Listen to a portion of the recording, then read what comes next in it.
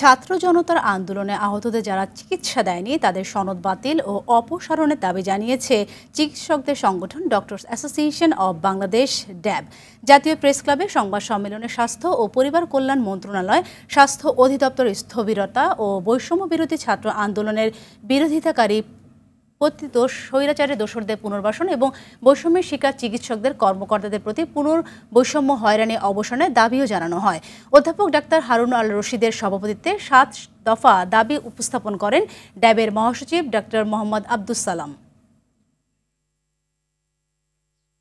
Professor Robed আমিনের পদত্যাগ, যারা পদায়িত হয়েছে স্বৈরাচারের দোসর তাদের পদত্যাগ, একটা সুষ্ঠু স্বাস্থ্য ব্যবস্থা, স্বৈরাচারের দোসরদের অপসারণ, যারা দুর্নীতিতে নিমজ্জিত ছিল তাদের তদন্ত সাপেক্ষে বিচার, এগুলি তো আমার একার দাবি না, আপনাদের সবার দাবি।